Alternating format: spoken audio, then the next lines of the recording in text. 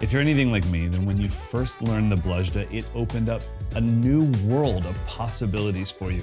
And it made you see the drum set and improvising on the drum set and playing fills in a completely different light. But there's a problem. A lot of people stop right there and go, I learned this new thing. I'm good to go. I've got a new vocabulary word. Thank you very much. So in this video, not only am I going to show you how to push your Blushda to new heights, but I'll also show you a trick that will ensure that the next time you learn something new, you don't just learn one thing, you learn a veritable cornucopia of infinite. I've literally been trying to get the word cornucopia into one of my YouTube videos for about 20 years, and I don't think it's ever gonna happen. So let's jump on the kit and I'll show you a lot more than just a Blushda variation.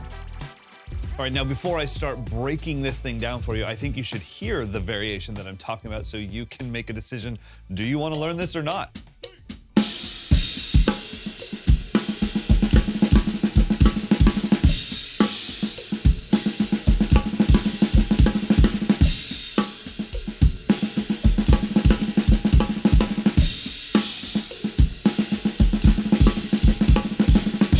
Not want to learn that. It's so much fun and it's so not useful, and that's a great thing. Reminder to all the stiff, stuffy drum teachers out there, sometimes we need to have fun on this instrument. That's what keeps us coming back for more. It's why people go to the driving range and just take a driver.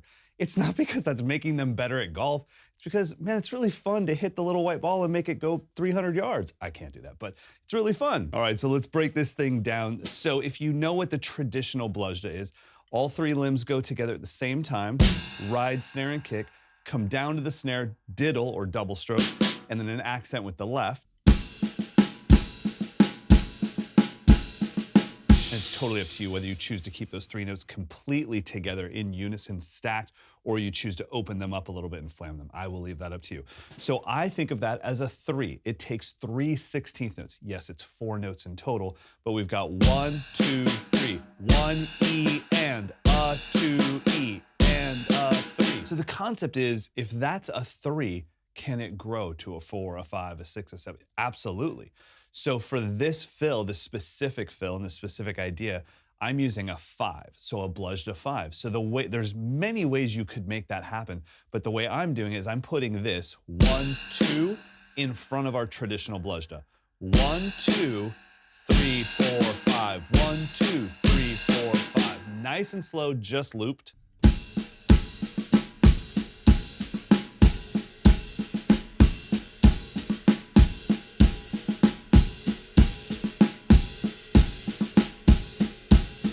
So now in my mind, that's a Blushda 5. So what I'm doing is Blushda 5, Blushda, Blushda 5, Blushda. So 5, 3, 5, 3. If we add those numbers all together, it gives us 16, a 1-bar fill.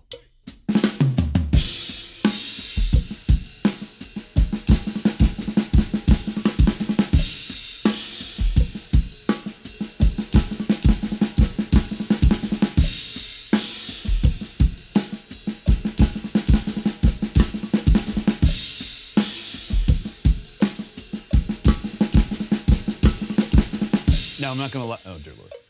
I'm not gonna lie, at that tempo, it's a little buttered ass. It needs to be sped up to at least 100 BPM. When I showed it to you originally in the beginning of the video, I played it at 110 BPM. So let's listen to it at 110 BPM, and you'll hear how all these ingredients just magically come together once they get a little bit of speed under their belt.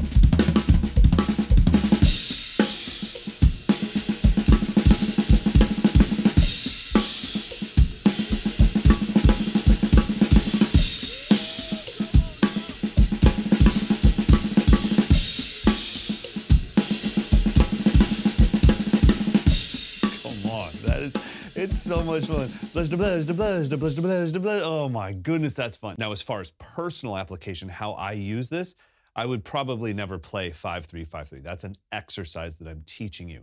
I would probably play 5-3, which gives me 1 E and a 2 E and a, and then I have 3 E and a 4 E and a to improvise or to create on my own to finish off the fill, something like this.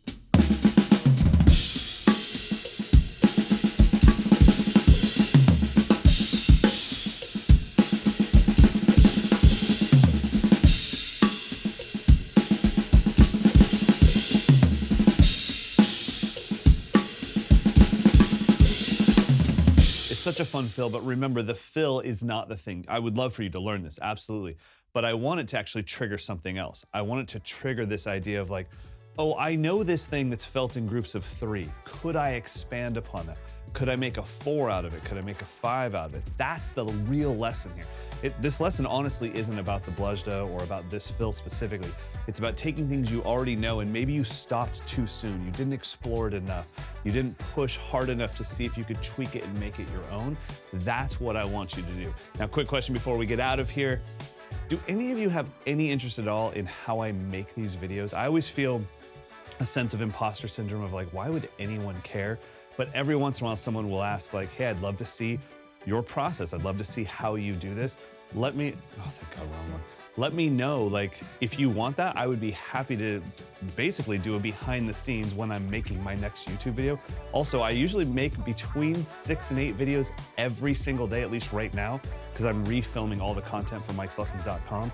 So it's pretty easy. I could just set up I have some old iPhones in a drawer that I could set up and just take you through the process of what I'm doing and how I do it. And most importantly, why? Why am I picking this specific angle, this shot? How am I syncing all this stuff? How am I color grading? If you want to know that stuff, let me know in the comments below. But for now, have fun with this thing, but allow this thing to open the door to many other things that you already know. See you guys next time.